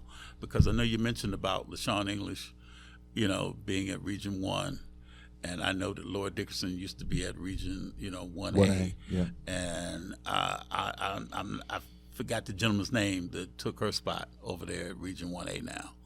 But so what do you see in terms of kind of the forecast? Because you look at labor, you had the strike and you came back from the strike. I mean, do you feel that the things that you were striking about, that those demands were met? And then is there anything else that may be on the horizon, a concern that you feel that labor may have some concerns about? Not to say that you're going to strike, but what's next for labor? So I'll answer that question, but first I want to recognize the fact that even though Vaquita said that they're doing the work and being labeled or being titled being a woman, I think it's very important that I recognize, that I state that the people who are the leaders in my life at this current time are women, right? They're black women, and that's important to me. My mother's a black woman. My sisters are black women. I grew up in a household with majority women besides my father, all women. So that's really important to me. Stacey Hawkins was my steward. LaShawn English is my director. She's the first woman to be a director in that position. She's the first black woman to be a director in that position. Secretary Margaret Mock. Mock, right, who's a member of my local. Laura Dickerson. It's very important that we say these names, that people get familiar with these names with leadership in the UAW. But just in leadership. Go ahead. Interrupt you. Not only to know their names, know their story, right? And I think that gets lost in it. We talk about the first black woman, this black woman doing this, woman, but nobody talks about the struggle that comes along with it, right? Myself included. I never talked about it, right? And by the time I transitioned into a different position, and then I seen my sisters behind me, going through those struggles, and I realized that I probably should have stayed the course to support my sisters, because that's where we lacked. No disrespect to you two, how you guys had this connection without me, and I'm in the middle, right? And that's how it's most of the time it is for us as women, and it's hard, right? And then another woman comes to the table, and then we feel torn because it feels like it's not enough space for all of us, much like right now, two men, one woman, and then the next woman comes into the room. She has to wait her turn to come up when we all have an opportunity, and it shouldn't be seen as, just like when me and Kennedy, as if we're competition, because we're not. You know what I'm saying? I think we don't talk enough about that. We talk about being the first black mayor. What is it that she's going to need for the support, whether we voted for her or not, right? That we support her. I don't live in the city of Detroit, but definitely we need to support that sister in that seat. We supporting Director LaShawn English, Vice Mayor Laura Dickerson, Secretary Margaret Mock. Those are the things that we need to start talking about. It's not so much that we're in those seats. How do we support these people to make sure? Because I think, and I'm only can speak for myself, that the purpose of being in there is that I could show somebody that all women aren't whiny and gripey. We don't all just not get along. We matter. We have a language that we speak too. It's just that we never see each other in a room where we can have this, telepathic thing that y'all got going on. But yeah, back to what he said. I think because I see it, truth to power. Even on the show. I told you. Even on the show, truth to power. It is. That's what it is. I just love that word, as you can tell. That's my new thing now. And every time I see you, when we get in our meetings, like, truth to power. when we doing our API at Detroit Downriver, I'm always mentioning. I'm gonna just say truth to power. Another phenomenal woman, do the same Andrea thing. Hunter. Andrea Hunter. Yeah. The things that she do. A lot of people don't know. Andrea Hunter. She's so well. So very humble. You'd be like, what? You know? I mean, because, that was the thing. Because when she asked me to be her vice president for Detroit Downriver, that was a humbling experience. Like you mentioned about with Kennedy, that was a humbling experience for me. Yeah. Because I look at all the other people around her, the Ghana Goodwin Dyes, the Dorcine Wesleys, the Lisa Wilkes, the Stacey Hawkins, and others. And I felt Aletha Smith, Lele, and Jennifer Boonenberg, Stacey Brooks. I mean, the list goes on and on and on. But the thing is just it was a humbling experience for me to be asked to be her vice president. And then, and that's the thing that I'm really proud of, because she is such a powerful leader. And she does so much in the community that I can't say enough about her. But let me ask this other, because we got a few more minutes left in this segment. The importance of UAW endorsements. Now, that's a question I want to ask. Somebody had asked me to ask, the panel today about that, because I thought it was kind of interesting, that you had UAW came out, and you had Ken Locke. Ken Locke was the endorsed candidate for mayor for the city of Detroit. And this was something that you had both. You had Laura Dickerson, you had LaShawn English, both to come out and say that, yes, that's who UAW was supporting. So now, is UAW's support, how critical is that to this day now, especially with the upcoming election for governor, for senator, and the rest of the candidates that are looking for support? How critical do you think that UAW support carries now? So I still think the UAW, I know the UAW still carries a big stick, right? The name still says a lot. It's iconic. So I think the endorsement means a lot. It means quite a bit. The process is kind of like all the other processes in the UAW. It's led by the membership. So Laura Dickerson and Director English, Vice President Dickerson and Director English, they didn't personally endorse. They were the face of the endorsements, which came from the people. So the people decided to endorse Reverend Solomon Ken Locke for the Detroit mayor's race, and that was done with a meeting.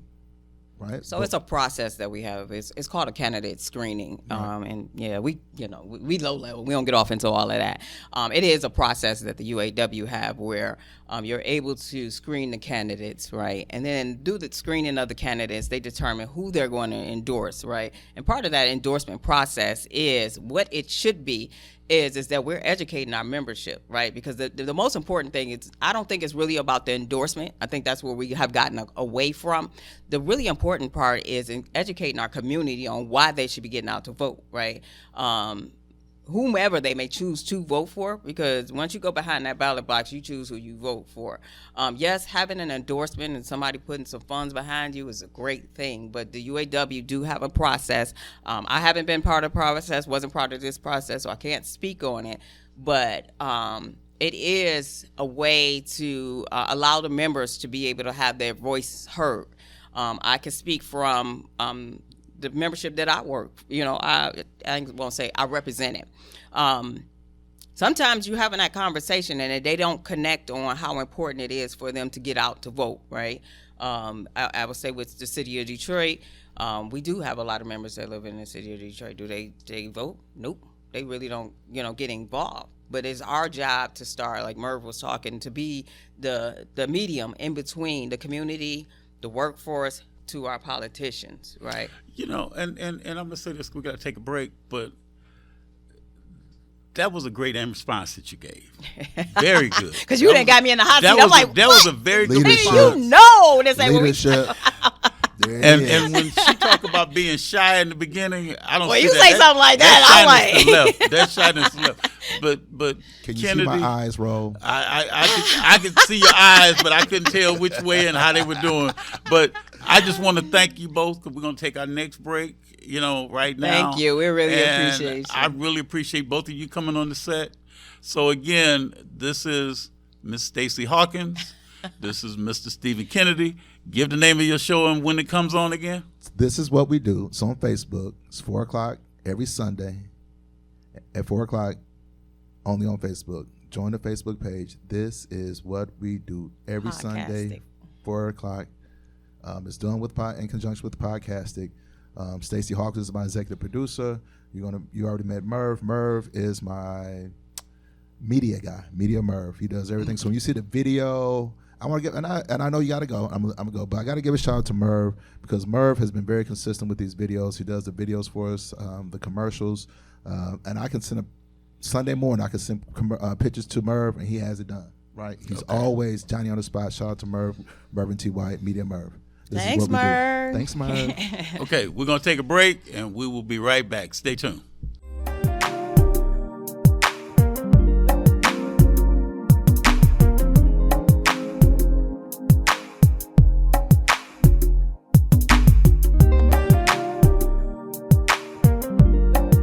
Feel good about your future with tuition-free programs at Wayne County Community College District.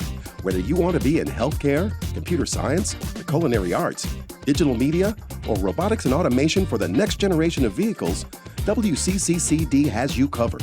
A full range of programs to achieve your goals, fit your schedule, and give you all the support you need to be successful. All of it tuition-free. Now there's something to feel good about. Register today at wcccd.edu.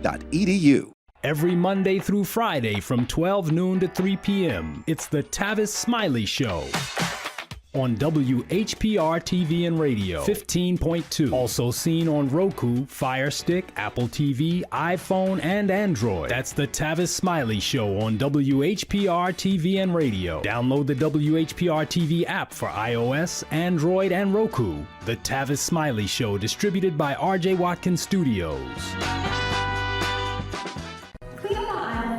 Clean up on aisle 5. Sounds like my life right now. Just one big mess. What's going on? It's my property taxes. What? I am behind and I am so worried that I'm going to lose my house. I can pay some of it, but I can't pay it all at once. Sorry to interrupt. I'm Eric Sabri, the Wayne County Treasurer. The last thing I want is for anyone to lose their property to tax foreclosure. We have assistance programs to help. For more information, go to treasurer.waynecounty.com. We're here to help. From the desk of RJ Watkins, this is a WHPR editorial. I'm Ariana Watkins, and for decades, my father, RJ Watkins, has served our community with quality radio and TV service through WHPR and Roku.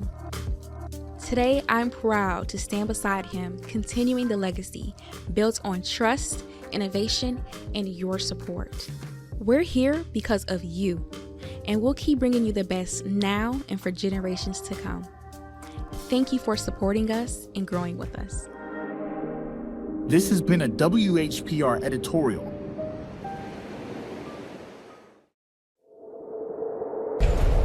Justice for Mario Willis. Truth. Facts. Evidence. Mattered. Log into justiceformariowillis.com. Read for yourself.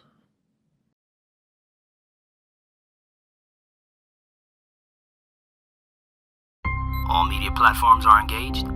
Copy. Get ready to launch your show or product. Periscope ready. We're 5x5 ready to launch. Copy that. Trend worldwide across all major platforms. Ignition. 3, 2, 1. The world is waiting. Watkins Broadcasting. More than just TV. 313watkins.com. Streaming on Roku.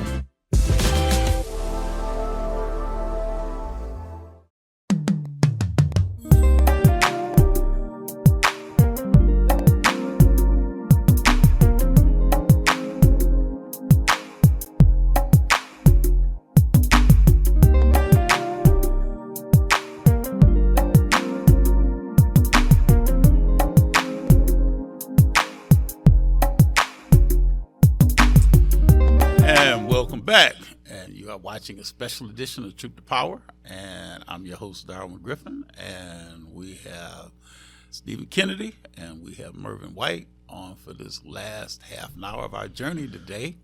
And I just want to give Mervin an opportunity to give a shout out to a special somebody.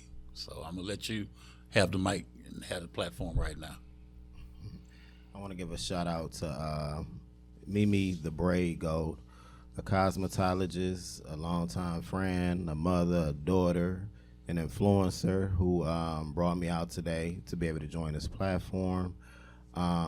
She's been, to me, she's been a cosmetologist all her life, but she's someone that I know who's near and dear, and she's located at the Vanity Room that's located on the east side.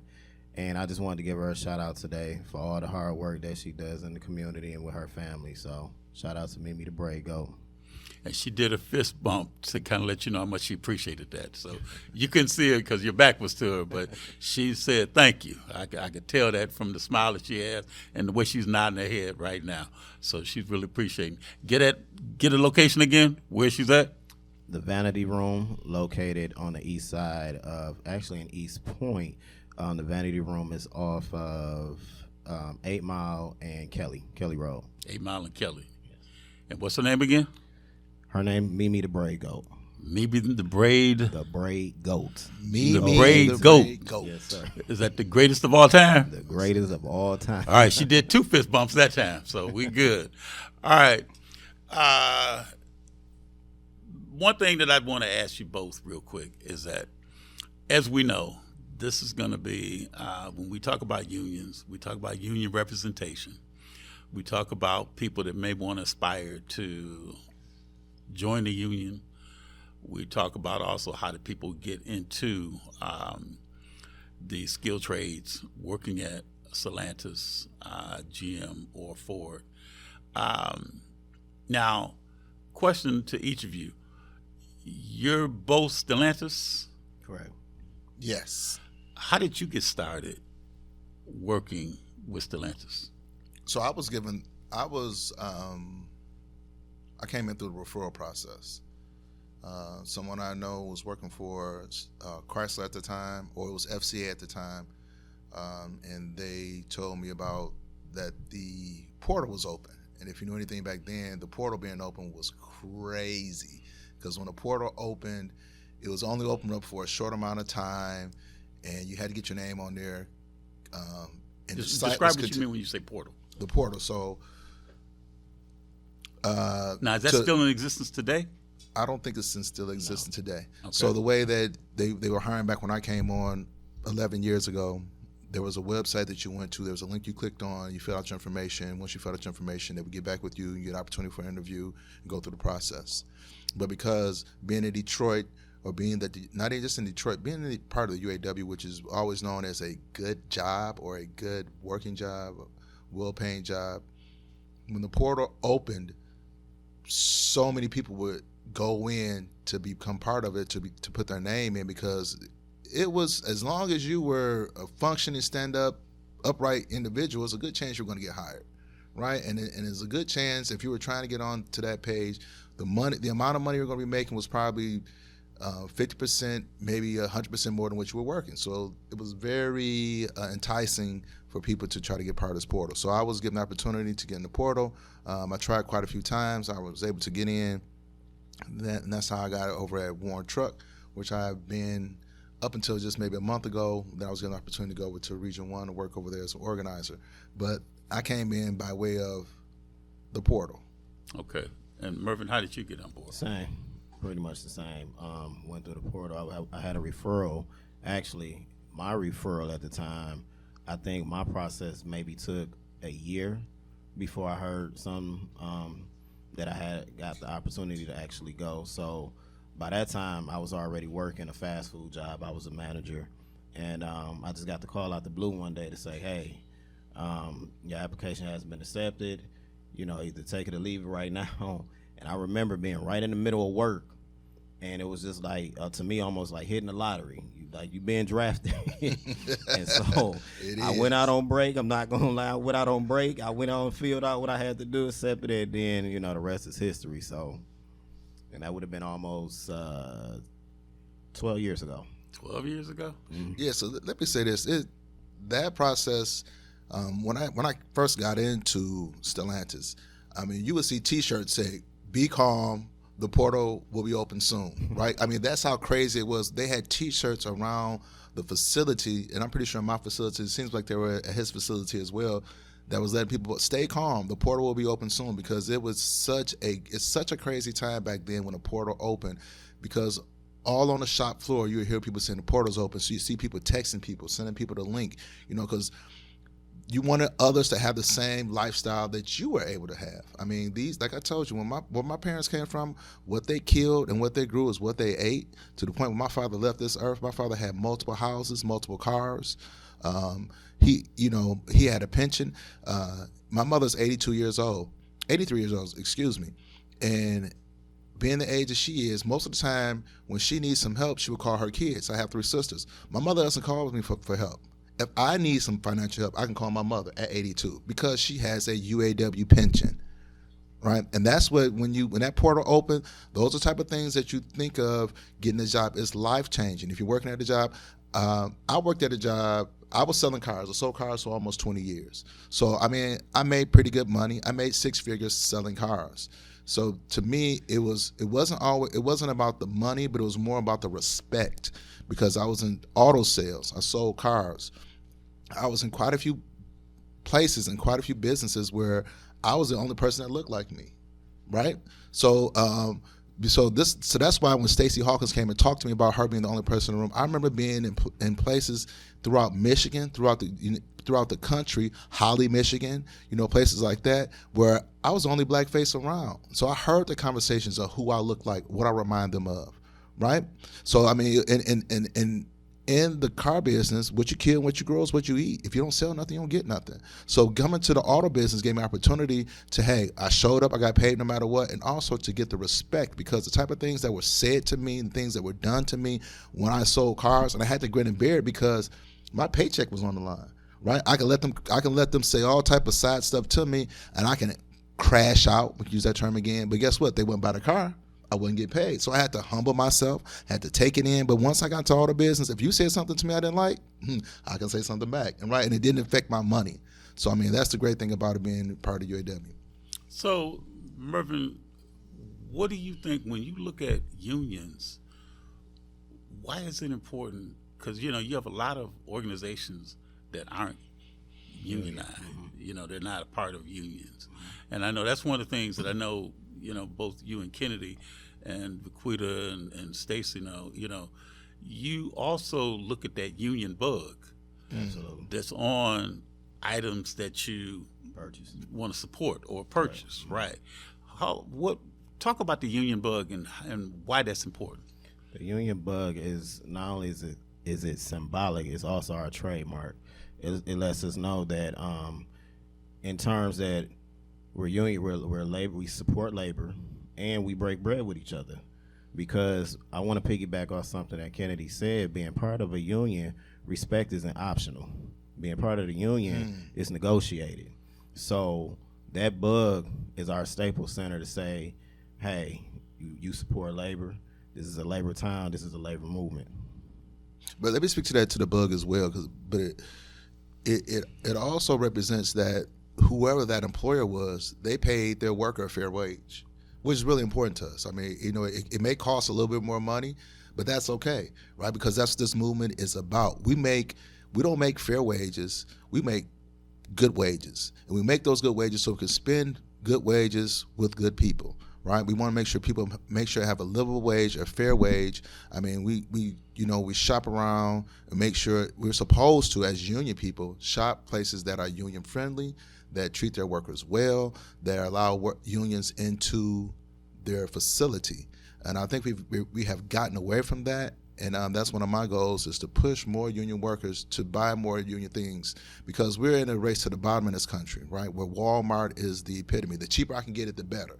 And that's not the way it should be, because you get what you pay for, right? A lot of times we go to places like Walmart and we want to get as cheap as possible, but they don't pay their workers as much as someone like maybe Meijer would pay their workers. So it's to me, it's worth it to spend more money to shop at Meijer's because they have unionized workers who treat their workers with a little bit more respect, because that's what's important to me. And in return, the reciprocation, that's what the power is. I'm hoping someone from Meijer will buy a vehicle from a unionized worker. It doesn't have to be Stellantis. It could be Ford. It could be General Motors. It could be at the Volkswagen plant that's down there in Tennessee. But as long as they're unionized workers, I think that if I can, anything that you remember from me on this show is buy union made. It's very important to support those workers because those workers support you, and that's what the strength is, strength in numbers. Because see, one thing too, Kennedy, Mervin, is that when you talk about unions, the one thing that I see is that you support each other, like you were just saying. Yes. So if another unionized organization goes on strike, some of you even go out and be on the picket line with them, to help support them. Like it could be with SEIU, it could be with CWA, or it could be other organizations, as well. So you would go out and actually be walking up and down the street in front of the plant, putting the wood into the 55-gallon drum barrel to keep warm during providing the water, the granola bars, and other things like that. Because I know myself, Hester Wheeler, Yvonne White, we all went to the plant. I think it was a UAW plant up in Auburn Hills, and we went up and down the picket line a couple of years ago when unions were striking, back then. And I think you had Sean Fain that was out there on the camera, in front, talking about the importance of what labor was trying to go and acquire, and why the strike was important to UAW, back then. But that's one thing that I see. I see you with OPEIU working with the striking workers, like the hospital workers, the nurses, the police, the firefighters, and other, DPW, so that's the one thing that I see, and that's the importance when you talk about unions. But at the same time, there's also the movement for 15, to try and get and that fight for 15. And how important is that when it comes down to, especially because now starting out, just give me an idea, when you go into the portal and you get hired in at one of the UAW facilities, the minimum that you would probably start in at would be what? I mean, I know it varies, probably depending on what you start out doing. It's changed over contract to contract. It changes, but I think now it's around mid-20s, upper 20s, somewhere in the $20 ballpark, depending on your classification. Right, upper 20s is where you would kind of start out right about now, and then and unless you're hired in full time or part time. A lot of times you may be hired in at part-time, but then there's a process, at least with Stellantis now, where they were able to negotiate. Before, when I got into the business, you were part-time working until the company saw fit for you to become a... And part-time was how many hours? It's full-time hours. It's just not the full-time benefits. You don't make as much. You may have to work and not be asked to work. You may be told to work, so you don't get as much respect. But since in this last contract that the current administration, President Sean Fain has negotiated, they have a time limit, at least with Stellantis, how long you can be a temporary worker. Because I know a lot of times, I was a temporary worker when I came in for 60 days, but I've known people who are temporary workers. When I was on the floor, they were temporary workers for like 3 years, right? So these people are making half the amount of money that we're making. They're not getting the bonuses that we're getting. I mean, so everyone's doing the same amount of work, doing the same thing, but they're not getting the same amount of respect, nor are they getting the same amount of pay. And I want to give a shout out to this administration for making that, for eliminating that with Stellantis. I think they did a good job. And that's the one thing too, because so it's like because there was talk about trying to cut down the number of days that employees would work instead of being a 5 hour or 5 day. Oh yeah, the 32 hour work week. 32 hour work week. And let's talk about that part. So is that something that's still on the books? Is that something still being talked about, or what's happening with that, Mervin? I think that's to be determined. It was originally talked about because one of the biggest things the shop floor was raising their voice about was work-life balance. Yes. So that 32-hour work-life balance. Work-life balance. Okay. Because to Kennedy's point, you can be working like my plant right now is in emergency status, so we're working sometimes 6 to 7 days a week because of the demand of our product just to keep operations running. So when you working and overexerting yourself at that capacity, there's no work-life balance. So the 32-hour work week, I would assume would have been, we working longer hours with shorter days. That gives you time to spend time with your family, your loved ones, to take care of, the necessary, things that goes on in your life. So, will it come up again? I mean, it's to be determined. We'll see. But I definitely think that's going to be one of the items that the members on the shop floor is going to request, just to have that work-life balance. So can I speak to that 30-hour work week? Sure. One thing about this current administration that I admire about them, that I supported them on, and I'm proud that they did. The current administration, Shawn Fain, they negotiated in public, right? What traditionally was closed-door meetings, things of that nature. The leadership of the UAW, they openly talked about what was going on. They openly talked about what they were asking for. And I think that gave strength to the people that was on the outside that wasn't in the negotiating room. They let us know that there was no backdoor dealing. They put their demands up front. The 32-hour work week was something that was put out that we knew about, that we can stand on. No, they didn't get it, but me being in the car business, I know in negotiations, sometimes you get what you want and sometimes you don't. They put more out there than what you want, so you can get cut down to what you want. So I think the 32-hour work week is something that was put out there. We didn't get it, but we got. By the time this contract starts, we'll be making $40 an hour, right? I mean, I think that was kind of like a trade and things of that nature. There's so many things that were put on the table that this negotiating team did that previous regimes did not do, that I think helped us get to where we are right now. And one of the key wins, just to add on to that, what we did get that I remember specifically, because it was actually something that I put in as a request, was baby bonding time for fathers. Because at one point, it really was no language to speak to the fathers who had children, but the mothers had the benefit of being able to take off and still take care of their loved ones and still get compensated. Well, the fathers didn't. So baby bonding time was included into the language. So I do respectfully, I'm glad that happened. And one other thing I do want to say, and that leadership, Stacey Hawkins had to teach me, every single thing that we have is negotiated. From the bathrooms to the paper towel, everything is negotiated. I mean, I just assume that, hey, we get it. They give us bathrooms, right? Not that they don't have to have bathrooms, but how many bathrooms we have, if they remodel them, the upkeep of them, all those things are negotiated. So a lot of times as a membership, we don't see or we don't understand even the water coolers, the location of them, they're negotiated.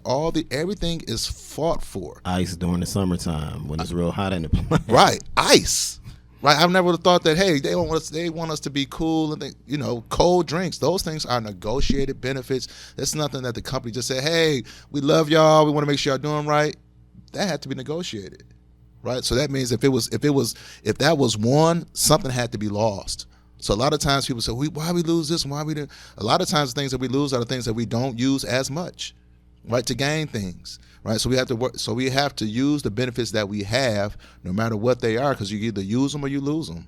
Right, that tuition assistance that we call TAP with Chrysler is very important that you use that education money, educate yourself. And I know with Ford, at least, you can use that money for pretty much. I don't want to say anything, but their scope is a lot wider than what Chrysler is allowed to use their tuition assistance for. But they can use money to become a barber, a massage therapist, different careers to take them out of where they are.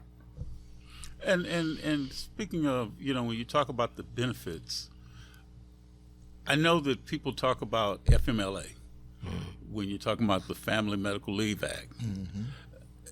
Is that something that also, now how long do you have to be working? Is it like the regular, 90 days to be able to get some of the benefits? Or? Well, FMLA specifically is federally mandated. So there's a federal requirement for that where you have to have so many hours working hours to be able to be eligible. And then you have an FMLA can also be negotiated with the companies as well, as to how you're able to apply it. So you can have FMLA for yourself, for your children, or for a family member, and everything must be documented and maintained because it's federally regulated. The most the company can do with FMLA is just negotiate the terms of how it's applied to each employee. So generally, when you're talking about FMLA, you may want to contact your attendance counselor and benefits rep. Yeah, Stacey Hawkins. Absolutely. And the benefits reps are very important. I was an alternate benefits rep at one point in time, and the work that they do is very, very important. Because sometimes people come through the door and they forget, you have this benefit, make good use of it. Sometimes they don't make good use of it until it's too late, or an emergency or something of that nature happens. But I will always say get in contact with your benefits rep as soon as possible and check in regularly just in case different life events changes. So, go ahead. No, I was just going to say Stacey Hawkins is currently a benefit rep. So that's one of the positions. She transitioned from being a steward to the benefit rep. But I agree with Merv. I think the benefit reps, they don't get enough praise for what they do. It's really the reason why, besides the payment, why we come to work.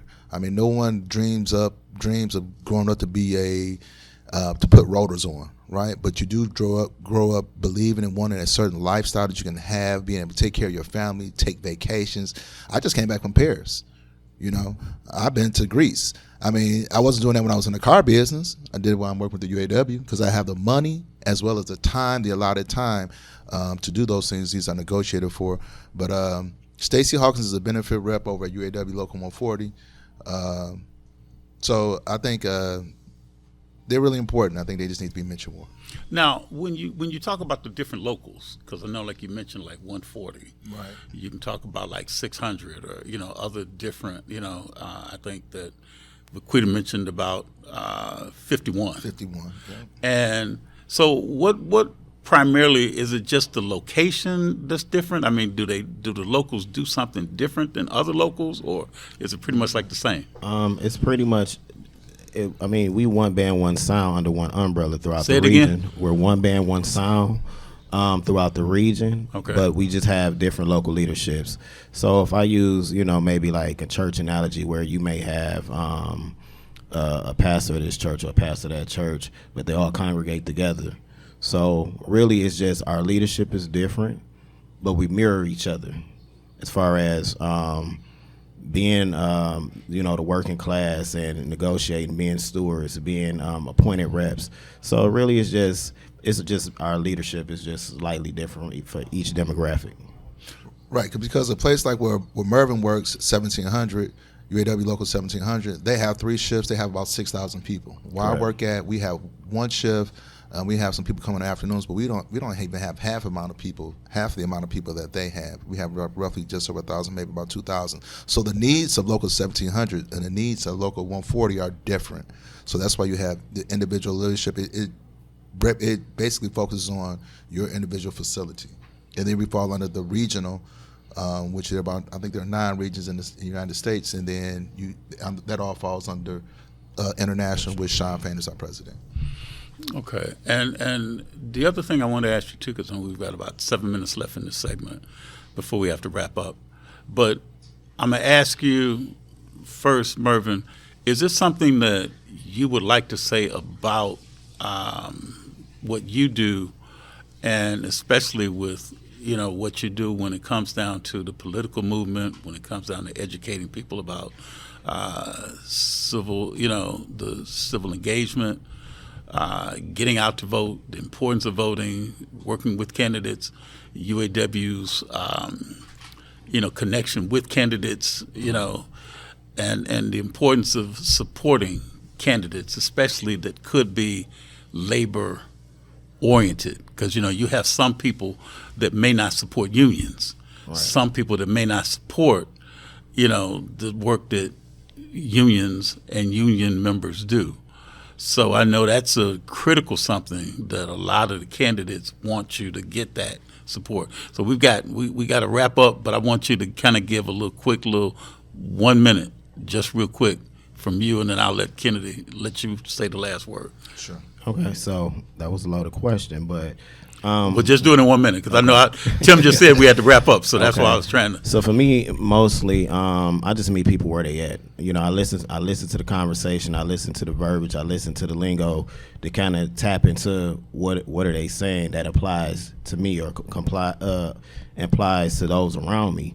And if there's some mutual language and mutual ground, I sense that at that point there can be some bipartisanship. Because you're not going to get everything you want from your side of the house, but it's all about meeting in the middle and finding that middle ground, and then being able to me specifically relay that message through various media outlets or our union meetings, or however I have to do it. My piece is to really be the bridge to communicate that that harmony and that alignment between leadership, the floor, the candidates, the constituents. To me, it's all the same thing. Okay, and that was spoken by Mervin White. So right quick, I do want to read something that Brother Kanye North sent me. He's watching. He's a member of UAW Local 140. He's currently a member who is on indefinite layoff. And this brother is a true blue union member. He's very proud to be. He's on layoff and he's being taken care of. He said, with the labor movement, we have to stay on task of keeping the workers working and being treated fair and come up against the opposition and taking union brothers and sisters out of their jobs. So shout out to him. The question that you asked me. Primarily, just kind of give you a little last minute spiel. Just take about 30 seconds and just talk about. So I will say this. The UAW has changed my life. I appreciated it. Like I said, I'm a second generation union worker.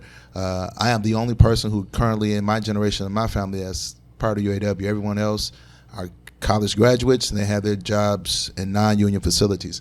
I am the person who keeps my family grounded and let them know this is where we come from. But as far as union, the UAW, the labor movement, something that we're all part of, whether you have a degree or not, if you're working for someone, you're part of the labor movement. And I think a lot of times when people have an issue, that when she say don't support unions and things of that nature, I don't think it's that they don't support unions. They may have had an encounter with someone in leadership they have a disagreement with. But the thought that all of us as union members versus the one management will win every time. Okay, I just want to thank. This has been a powerful discussion. I want to have you to come back on again. I want to thank you, Kennedy, for getting everybody together. I want to thank you, Mervin, for coming on at the last minute to come on. I want to thank Stacey Hawkins, who we mentioned her name more than enough time. I want to thank Vaquita Kennedy for coming on. And also I want to thank the viewing audience for staying tuned with us. I'm your host, Darwin Griffin. We've got to have them back on and do a part 2 to the show. Everybody have a very, very safe and prosperous new year. Peace.